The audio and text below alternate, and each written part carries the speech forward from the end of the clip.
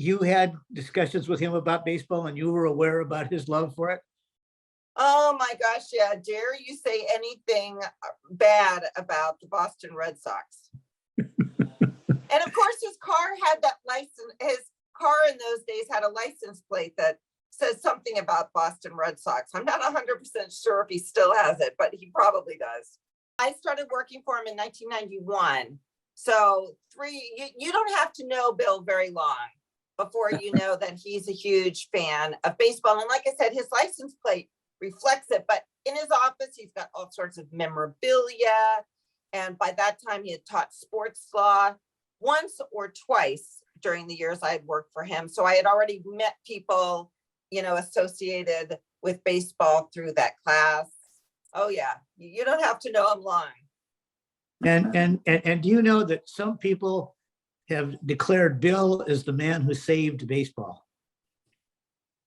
I know, and I have to tell you, it cracks me up because I mean, I can't imagine him being prouder of anything. I watched him head off to baseball games with pals many times, and him talking to Dusty and how he was gonna, sit in the dugout. And because back in those days, Dusty was in San Francisco, so you knew with his teaching the sports law class that he had and just knowing him that he had a lot of contacts in the sports world. Oh my gosh, yeah, and he had done several baseball arbitrations prior to being chairman. I remember helping type up one of his decisions. So he had done some of the salary arbitrations as well. So I long knew that he was a fan, and he had a lot of contacts. I know he was good pals with somebody up with the Mariners. One of the more thrilling days for us in Boston was when Bill threw out the opening pitch on Jackie Robinson Day. So we should never forget that. Bill, when he threw out the pitch that day, he bounced it in front of the plate, which really aggravated him. And as he went back in the crowd, somebody said to him, "Well, why didn't you practice?" And Bill said, "I did." My first year with the Red Sox was '83, and I either met Bill that year or the following year through Larry Whiteside, the late Larry Whiteside. Of course, was part of a program that Bill mentored and taught at Stanford. Larry, late writer for the Boston Globe, covering the Red Sox, and a good friend.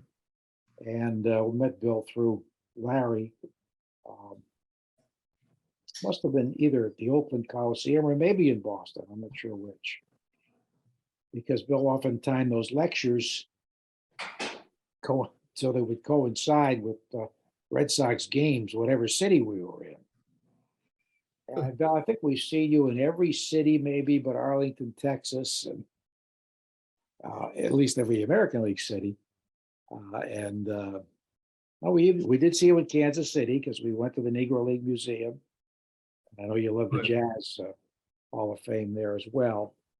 But I think we've seen you in every other city, always Oakland, always San Francisco after interleague play started, always Seattle because of your good friend there, who was the club president.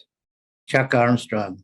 Chuck Armstrong, right. And yeah, I think we've seen you. I know Baltimore, especially when you served in Washington. And of course, Yankee Stadium. Ask you a question. Maybe you could tell us a little bit about how your relationship with Bill continued after 1995. And you're obviously still very friendly. Right. We can't tell all the stories here, Joe. Right. Trips to Stanford. I talked to Bill's class a couple of occasions. Love your campus. To me, it's the second most beautiful campus outside of Colgate University, which has won many awards. Of course, they always take the pictures in the autumn, early autumn, when the leaves are turning. And we played Colgate. We played Colgate in football. Yeah, 40-0. We were happy. I won the bet from my partner, Will Fleming, who was a Stanford grad, because he gave me 42 points and it was only 40. But So I made several trips there. There were many lunches in San Francisco, many late nights at Lefty O'Doul's. Indeed. Sad when that closed. It was right across the street from the St. Francis Westin where we stayed in San Francisco when we play Oakland or the Giants. But we'd see Bill at ballparks all over, many times in Seattle. We had many lunches there. What was your place, Bill? Oh, Tulio's. Tulio's. Tulio's. Oh, I right. love that place. Yeah, Did we ever go? I don't know that we ever went there. Did we go there together? several times, yeah. Oh, real? Okay. I attended the dedication of the park in Dedham, Massachusetts, to William Gould I, and I'm going to be very honored to be the MC for that. I believe May 28th, the Memorial Day weekend. But William Gould I built the church where my daughter was married in Dedham. Hmm. She was married in 2005, and he did the plastering job, and then there was an issue, and he went back and redid the whole church. Yeah, Make sure. He got this at this time he was a contractor employing other men, and apparently all or some of them fell asleep during a period when the concrete, they had to do something to the concrete and so that it hardened properly. And when my great grandfather discovered it, he went back and tore the whole thing out and nearly bankrupted himself in the process. And but what that did was that really enhanced, well, it hurt him badly financially, and it enhanced his stature and the stature of his sons and daughters, and then my own father in Dedham. William B. Gould became a great name in Dedham. Famous thing about my wife in baseball is that I always tell Joe, I took her to, after we were married, she came to the United States, and I took her to a game at Yankee Stadium, Red Sox and Yankees, 1964. Felix Mantilla hit a 3-run shot. Dr. Strangeglove, Dick Stewart, hit one off the left field pole to bring the Red Sox from behind, and in comes Raditz. And in those days it wasn't one inning. I think he threw about 3 innings and just shut the Yankees down. And I said to her, "Now do you see what I've been telling you about baseball all this time?" And she said, "Well, I've fulfilled my promise to you." "What was that?" She said, I told you I would go to a baseball game with you, and I did. It sounds very familiar. I was on an email string between Bill and a colleague who was an Angels fan.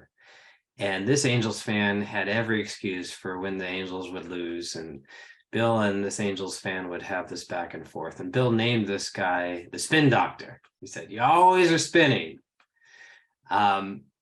Well, I saw that on display for Bill as well. We were sitting in the stands of a Oregon-Stanford football game in Eugene, and Stanford was absolutely getting crushed. And about the third quarter, Bill turns to me and he says, "Actually, the fact that we're losing so badly is a testament to our academic merit and our achievements as scholars." And I thought to myself, boy, who's the spin doctor now, Bill? Visited Stanford in January of 1989, I believe it was. And Bill invited me over for lunch to the law school. And of course, that was great. We were just going to chat and so on, but I met him in his office.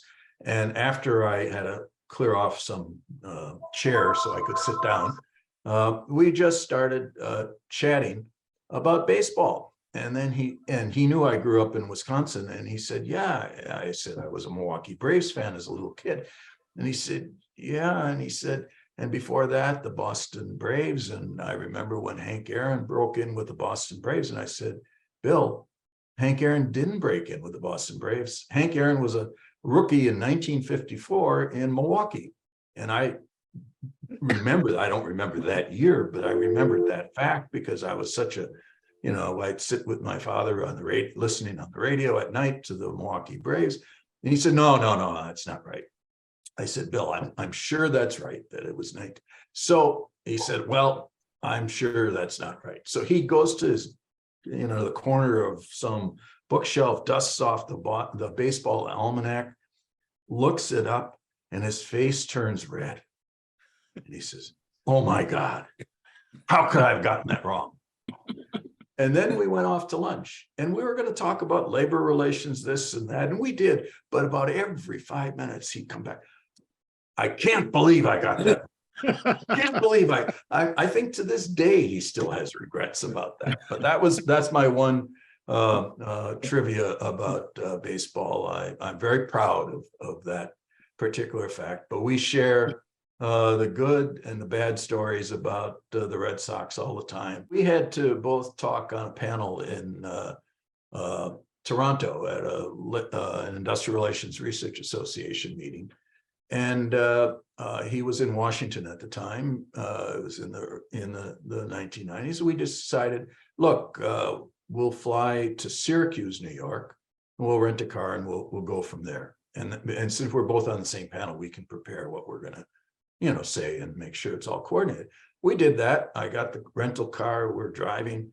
Now, Buffalo is about an hour from Syracuse. Well, maybe it's 2 hours from Syracuse, but it's halfway to more than halfway to Toronto.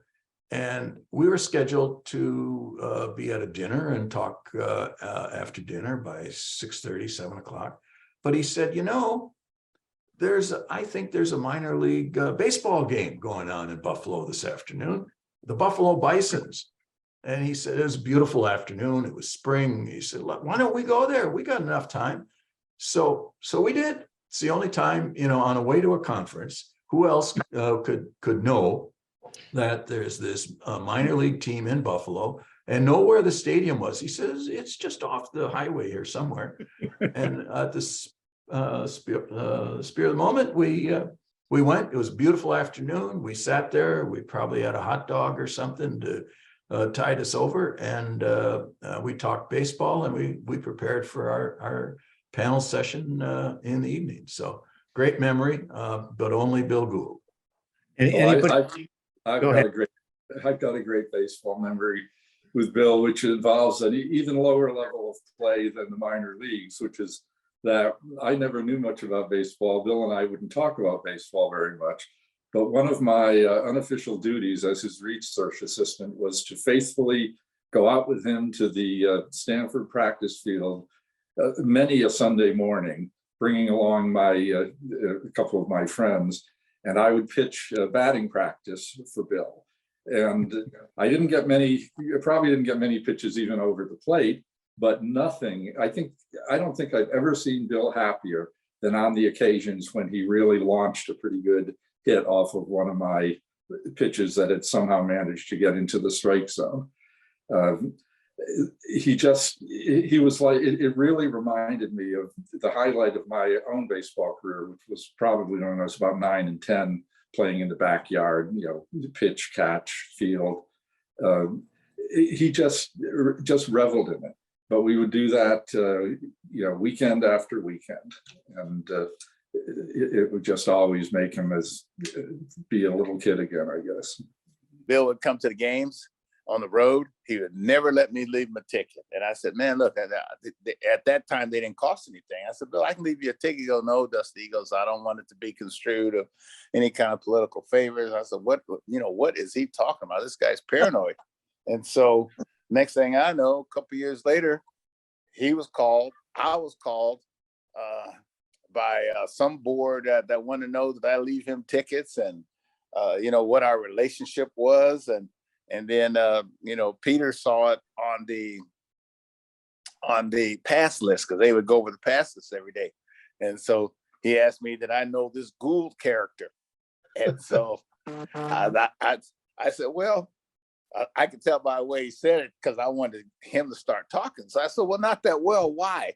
And then he told me, about his side of the story. And I was like, well, I've heard a totally different side of the story. And so Bill and I became friends. I mean, every time I'd come to Oakland, every time I'd come to San Francisco, after I left, and then I'd see Bill, on the road. Quick question, maybe Bill, you can answer. Dusty talked about, for lack of a better term, investigation into, who you were getting tickets from or whatever. Was that congressional staff or what? Who was doing that? Well, what happened there was that, I sent a handwritten note to Dusty when during the season, and I was going to meet him, and I may have mentioned the ticket business, and I said, "Dear Dusty." So the Republicans said, "Who is this Dusty? What's your relation? What is your relationship with Dusty?" And they thought that Dusty was a woman. And so so they didn't know anything about Dusty Baker, from this Dear Dusty. And so, you remember that? Do you remember that, Dusty? I think. Oh yeah. Yeah. Oh yeah, they thought I was a woman. I said, well, I guess they don't know baseball or didn't know me, But that was, but on the other side, they asked me who was this Gould character. That's exactly how it was. I'd always look forward to speaking to his law class. I don't know how many times I've spoken to him, maybe 10, 15 times or more. And when Al Attles was in good health, and before Leonard Coplett died, I'd always join them, and I always felt smarter after I left the school. But the kids were looking forward to hearing me, and I was curious, to hearing, about them. And then I was always curious to see, the outcome of. And I've talked to a couple of students at the ballpark a few times, and just wondered how, if any, impact that we had on them and their lives. But I know that Dr. Bill had a tremendous impact on many, many young people's lives. Now, Dusty, one thing that I always think about after we met was in the summer of, I think it was the summer of '93. That was Yes. to me, that was a fabulous summer. Because your team, the Giants. Wow, everybody, everything went so perfectly that summer. And I came in the clubhouse one time, and you said to me, what are you doing here? You're supposed to be in Washington, because you knew that the president had already nominated me. And I said, oh, the Republicans got me tied up in knots. And you said, I'm going to talk to somebody who will be able to help you, I think. And I don't know if you want to talk about that. No, you go ahead. Bill. Well, you said to me that the couple of the owners wanted to be very friendly with you, and Right. you were very friendly with. And Shorenstein was very. Yes. Or you and Shorenstein had a good relationship, and so you went to Shorenstein, and you told Shorenstein about my situation, and Shorenstein, as a result of your conversation with Shorenstein, he gets in touch with Ted Kennedy, and Oh, wow. and they invite me to a dinner with Kennedy. I wasn't the only person there; about 15 people or so there. I get to go to this dinner with Ted Kennedy, and I get on his radar. Kennedy, because he's the chairman of the Labor Committee. And he determines whether or not this thing will move quickly or not. And they scheduled right after that. They scheduled the hearing. A few weeks after I met with Ted Kennedy, I always think of that. In the early years, you used to mention. It seems to me in some of the talks you made to the students, you mentioned this yourself. And something. And that's strange that you remembered that. I mean, which I did vaguely, but at the time, when the team was sold, to the some of the groups not there anymore, but I mean, we had some of the most powerful, influential people in California and in the country. You know, there was Charles Schwab was part of our ownership. There was, like you said, Schoenstein was, I mean, he befriended me. He was great to me. Larry Nibby was great to me. He was on the board, and so was, Harmon Burns came later. Let me see, Rochester Big and Tall, Mr. and Mrs. Sokoloff, was there. The largest insurance man, Dick Goldman, were there, and Mr. Greer, Mr. Phil Greer, as well as, the Fisher family. And so all these people came together to save the Giants in San Francisco. I probably left out quite a few, but that was as close to ownership as I've ever been. And I haven't approached ownership that way probably again until now that I'm in Houston, where you feel comfortable enough to go to bat for somebody that they know that they can be very influential, in somebody's lives. And Bill, that was huge. And I look back upon it and I'm like, I didn't know the arena that I was in, had no idea. All I was just doing was just trying to help and take care of a friend with some of the owners that, that I considered friends. You're not allowed to stand around behind the cage, but Bill was always somewhere between the batting cage and the dugout. And, he was never in the way. I mean, never. He'd always just observe. And I'm curious, Bill, about what your observations were, at times when you were there, because you would never, I mean, every once in a while you'd ask me, say, hey, man, is this guy okay? And I'll say, yeah, he's hurting a little bit. He goes, well, I can see him limping a little bit or whatever, but he would never pry. I mean, what were you observing, Bill, while you were there? Because I'm curious about that.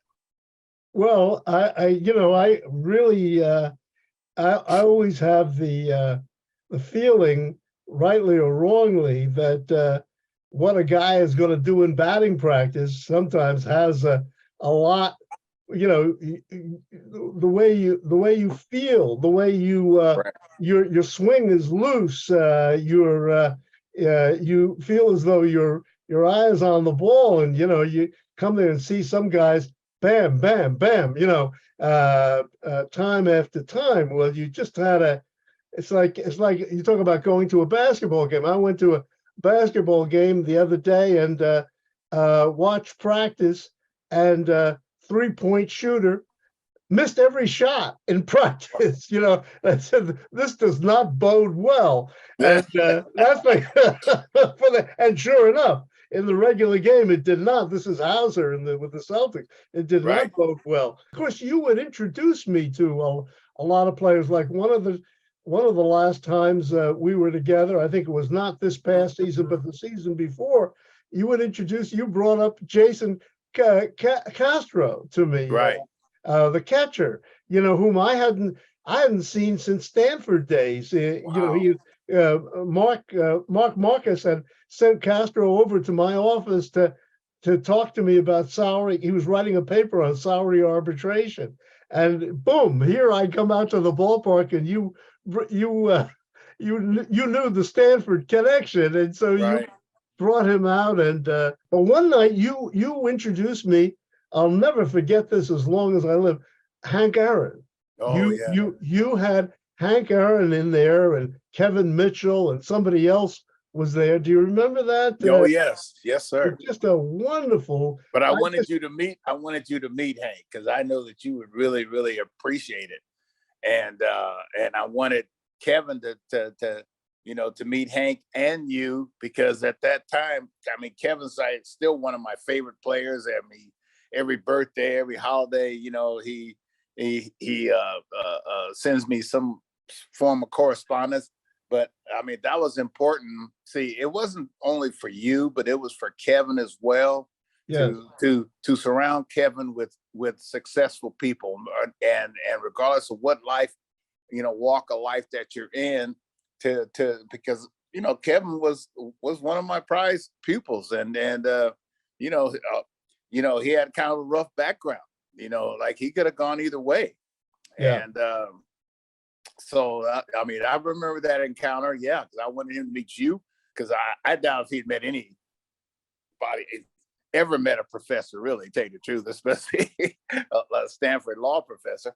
And Hank Aaron was, I mean, these guys heard me talk about Hank Aaron so much. I mean, they probably got tired of me talking about Hank Aaron, but this guy was one of the most remarkable ball players and one of the most remarkable men that I've ever met. I mean, what was your encounter like with him, Bill? Oh gosh, well, I was, it was like being in a dream, to be there. I said, there's no way I could ever recapture that. And I always remember you talking to him. You were the person asking questions of him, and you would say, "And Hammer," you would call him Hammer. Yeah, And I always remember that. Hammer, what about this? And oh boy, what a night that was. I said, nobody, I wish there was a film of this, because no one would ever believe, that I kind of walked on water that night, being there with the two of you guys. And of course, I knew about your relationship with him when you had first come up with the Braves. And I think your family had a connection with him, and somebody asked Hank Aaron to look after you, to make sure that everything went well for you when you first came up. Well, and Bill, Hank's the reason, honestly, between him and Orlando Cepeda, because Orlando Cepeda was like my father. I mean, like my uncle, and Hank was like my father. And sometimes, I mean, probably even more for you. I mean, you probably never look back on the influences that you had on your pupils, and sometimes the players come back to me, and say, "Hey man, I'm sorry, like you had my best interests at heart, but I didn't." I mean, that makes you feel good when your pupils come back to you. And or sometimes they'll say, "Hey man, boy, I thought you were hard on me, but that was one of the best things that happened to me." And I'm sure that, Hank used to always get on my butt all the time about everything, about nutrition, about working out, about going to sleep, about getting your proper rest and focusing and concentration. And, do you ever have students come back, to see you? Well, I feel that I do from time to time, usually when they have these special events, and there are a few that I remember very well, and they seem to remember me. Of course, particularly the kids who worked closely with me, like a bench coach would be to you, research assistant to me. These kids who I worked very closely with, and there are a number of them. Sometimes you feel as though, are you really making an impact? But there are other times when these kids come back and will talk to you and say that you've done particular things for them, and remember particular incidents and things we're involved in. One thing I always remember in our meetings was that one time I was sitting in the stands, and you saw me in the stands, and you said, "Bill," you're shouting to me, "Bill, Bill," and you kept pointing in the direction. You wanted me to meet somebody, and it was your father. Your Right. father was just a few rows over from me, and you wanted me. And I know that you had such a special relationship with your father. I feel that that's something that you and I have in common. I had a very special relationship with my father. I feel as though he's, as I said, in this book that I wrote about my great-grandfather who escaped from slavery, I feel that my father was the greatest man that I ever met. And I feel that I remember that day so clearly when you steered me over. You said, "Bill, go over there. I hadn't met your father, and we met, we introduced ourselves Right. as a result of the fact that you steered us. Well, hey, I thought my dad, I still think my dad's the greatest man I've ever met too. Yes, I always tell my son, I said, man, if I could be just a portion of the man that my dad was, and and sometimes people, probably get tired of me talking about my dad, but my dad and mom were special people. They were of very high morals. They were very strict. They were, both are in the NAACP. When I was a kid, I was in junior AACP, and I really didn't understand a lot of it, or having to go to church or having to get good grades. But I'm a direct, result of that. My dad used to tell me that love is discipline, and I was like, man, I think you give me a little bit too much love, yeah, but yeah. but it's it was fact, and it's And they true. believed in you. They believed in you. Yes, they did. Sure, you remember going back to 1972, the Red Sox lost the pennant that year because they played 1 or 2 games less than I think it was the Tigers who won the pennant. And the Red Sox lost because they played fewer games, plus Louis Aparicio tripping, running around third base, losing a game that would have caused the Red Sox to win the pennant. But all that happened I was that actually first work stoppage. I had tickets for opening day, and I was a visiting professor at Harvard Law School that year, and I had tickets for opening day at Fenway, and I did go to opening day at Fenway when the game finally resumed a week or two later, my mind, Dusty, when we talk, my mind goes back to Hank Aaron, and Hank Aaron. I'll never forget seeing Louis Tiant, pitch against Hank Aaron when Hank Aaron came over and finished his career with the Milwaukee Brewers, and Right. I think that was the only chance that Hank ever had to avail himself of the designated hitter Right. rule, because it only started in '73, and Hank was getting towards the end of his career, and seeing a matchup between Louis Tiant and Hank Aaron, Yeah. unforgettable. But Bill, you know what I remember the most? I swear, of all the things, I remember the times when I was invited to join Leonard Coppett and Al Attles with you. Oh yeah. I mean, those were amongst the best times. And, Leonard actually gave me, by his comments and by what he would tell me, he probably gave me more confidence as a manager that I was doing the right thing, regardless of what anybody else was saying, than any other person, especially any other media person. I mean, because he would tell me that I was a very good manager and I was just starting, and he would always tell me, Dusty, and he'd give me these quizzes about, hey man, in this inning you did this and that, boom, boom, boom. He'd say that was brilliant. And I'm like, really? And I'm telling you, I mean, I miss those conversations.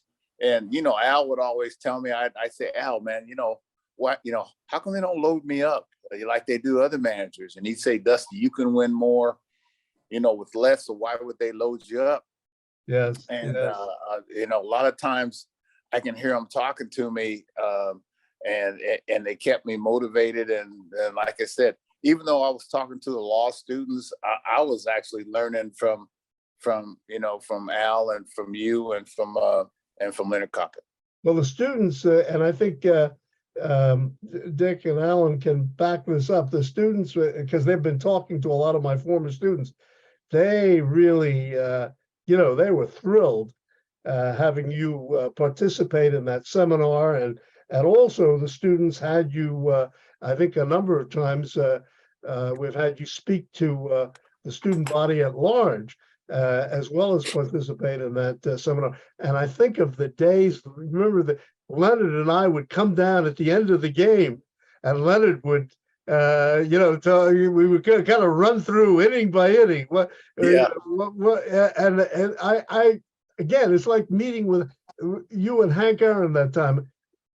That will never happen to me again. It just, it's just a one in a lifetime a phenomenon. And I think back to those days with great warmth and affection for you and the work you did and our friendship.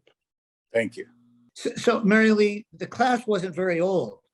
When you- No, and we didn't have any of the stars. So when I found out all the people who'd been to Ural's classes, I was really jealous because we just had Bill. I mean, that was nice, but it would have been interesting to see some of like the Dusty Bakers and all come in too. It wouldn't have taken away from him. It just would have added to it. But we had Bill.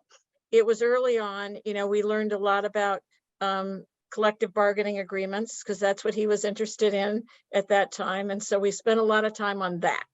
I think collective bargaining agreement was on the exam. That's the one thing I remember on the exam, like, shoot, here it comes. So my name is Kate Pay. I graduated from Stanford Law in 2003. I am the associate head coach of Stanford women's basketball. I took labor law from Professor Gould in my second year at the law school. I was actually a JD MBA student, so I was taking classes for 4 years, well, I guess 3 years really at the law school. And then I also took sports law from him. Certainly entered law school thinking that I'd like to stay involved with sports after graduation. I didn't know in what capacity. I just remember being aware that there was a sports law class. I was involved with a predecessor to the WNBA called the American Basketball League, its formation, its creation, its ultimate folding, and then the WNBA. So as a player, kind of involved in some of those experiences, that was a natural area of interest for me. I took labor law from Professor Gould. My mother, who unfortunately is no longer with us, was a lifelong English teacher at community college and was the chief negotiator for her teachers union. So that was always in areas of interest for me. So after I'd taken labor law, I think maybe that gave me an in to get into the sports law class with Professor Gould. Hannah Gordon. I graduated from Stanford Law School in 2008, and I'm the Chief Legal and Administrative Officer of the San Francisco 49ers. And I took sports law from Professor Gould. Very coveted. It was hard to get into. Everyone knew what that elective was. And it was only offered every other year. And there was always some fear if you were a second year, you might not get in because there would be preference for third years, but you also wouldn't have another chance to take it. So I remember being nervous about getting into the class because I was a 2L that year. And I was really excited when I got in. I liked that it was a smaller class. I didn't know quite what to expect. And so when we showed up the first day and Dusty Baker sat there and just talked to us for an hour, I was like, wow, this is really cool. This is unlike any other law school class I had taken. And it just continued to be great for the rest of the time. Just kind of share I have two of my strongest memories from law school. And again, it feels so long ago and just so different from what I'm doing now. One is a really hard one. I had labor law first period on September 11, 2001. And I remember waking up and having the TV on and kind of seeing what was going on. And I'm sure like any of us who lived through that, not understanding, not knowing how to process. So I got in the car and drove to school, not really knowing what to be doing. And I remember sitting in class and Professor Gould, and again, his some of the characteristics that we've talked about in terms of his kindness, his sensitivity, his kind of comfort, his leadership, his really came through in a really hard moment. And he just kind of was a very consoling figure in a very tough moment and just told us all that this is not where we need to be. It's time to go home. Of course, later that day, classes were canceled, et cetera. But, that's something that I feel really fortunate on a really hard day like that to have been in his presence. So that was a hard memory. One of the best memories was I got to meet Willie Mays in his class. And that is something as I was raised in a sports family. My brother and my father both played football here at Stanford. Sports has really been the way I was raised. Obviously, it's been a huge part of my life, continues to be. Willie Mays was my father's hero. And to meet him in person, as Hannah said, you're in a really small class sitting around this table. And I just I'll never forget it. And just the size of his hands, just he didn't have a baseball glove on, but they might as well have been a baseball glove. I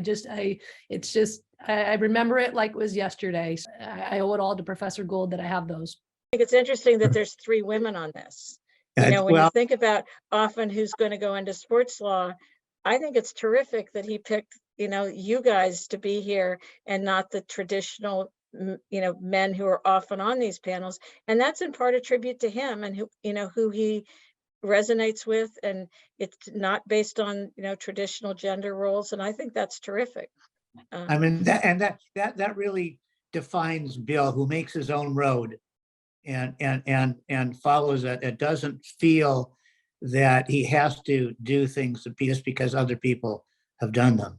Mr. Adels was actually one of the adjunct professors when I took the class. So he was there for every session. And we just loved him. We just wanted to adopt him and Professor Gould. I think to Kate's point, by the time I took the class, they were in a more grandfatherly stage of life. And so we just sort of all wanted them to be our uncles or grandpas or something, because they were just so delightful as human beings. And also just the stories that they could tell about these eras in sports were just incredible. I also remember Bill Duffy, who's a big basketball agent, came and spoke to our class.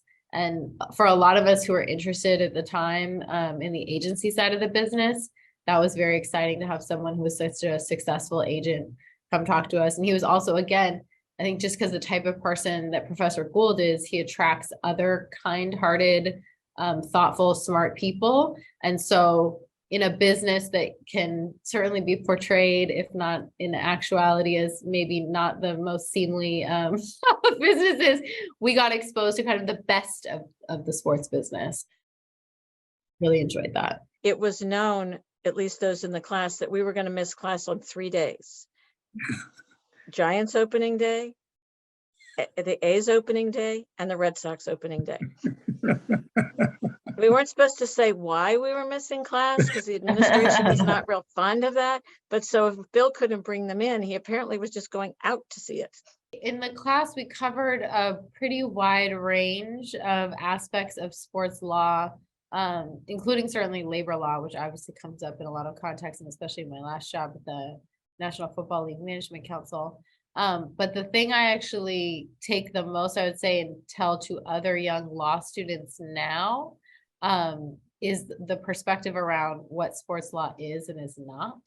Because we talked very early on in the class about whether or not sports law is a practice area or whether it is just an industry and one to which all practice areas actually apply for the most part.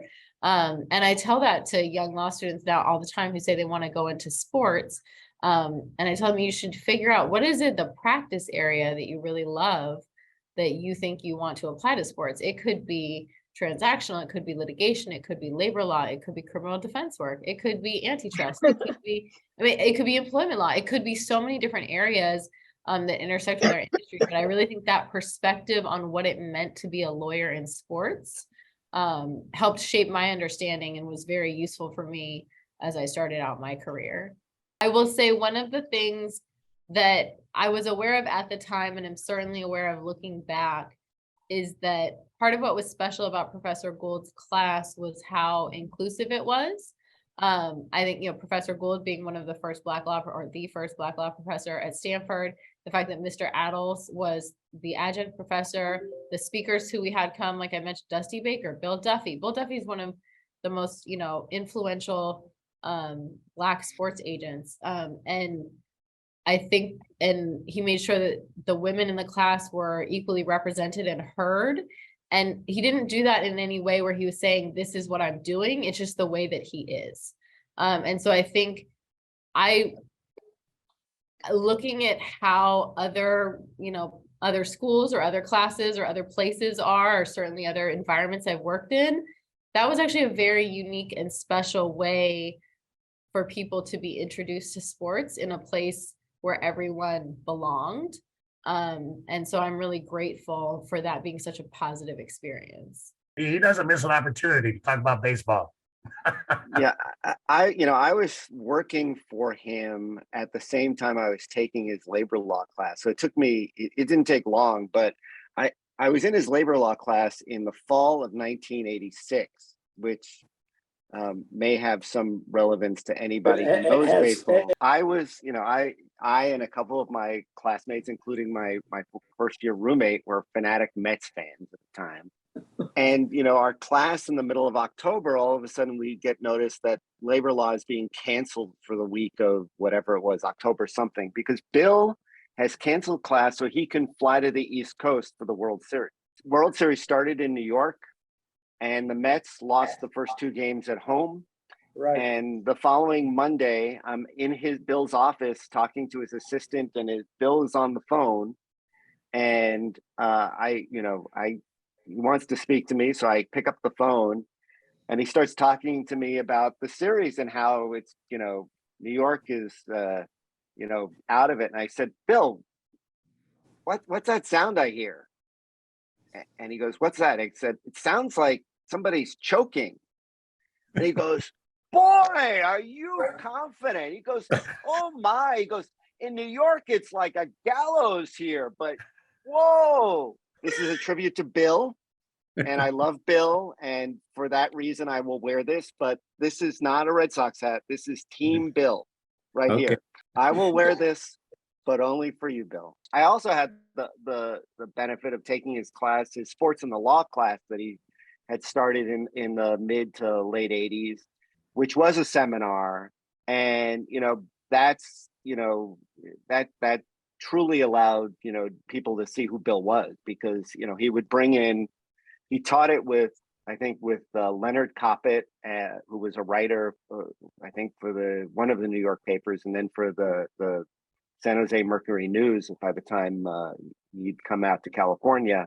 And I think Al Adels was one of the regular instructors. And then we would have visitors who were, practitioners, either lawyers or agents or sometimes coaches. I remember Bill Walsh came and discussed, just the football business and the issues around, sort of the labor law issues of sports, free agency, the antitrust exemption, the issues in contract negotiations, the issues in representing players and the like.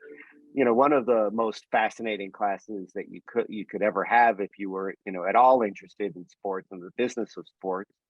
And you get to see Bill because he got to interact with people, joking around with his friends and his acquaintances who would lend their time, and they all lent their time because everybody loved being around Bill. To this day, getting time with Bill Gould is one of the greatest pleasures I have anytime. Just spending time on the phone with him I always leave with a smile on my face. So when I applied for the job and came in for my first interview, I don't think I was really the most qualified candidate for the job. I don't know how many people applied, but I wasn't especially qualified. But I think what pushed me over the edge is that I'm a Red Sox fan, and so is he. And so that came up during our interview, and I'm sure it helped me get the job. And, the years that I was working for him, they were not particularly good years for the Red Sox, but, we just had a shared interest in baseball, and we loved talking about sports, whether it was baseball or basketball or hockey. He has a very broad range of interests among sports. And so whatever was happening at the time, we would always want to talk about. You never really knew who was going to be in his office. And probably the most exciting visitor was one day I was just sitting in his office having a conversation about something I don't even remember what about, and Dusty Baker walked into his office. And as I recall, he said to you, "Oh, this is my friend Dusty," Yes, yes.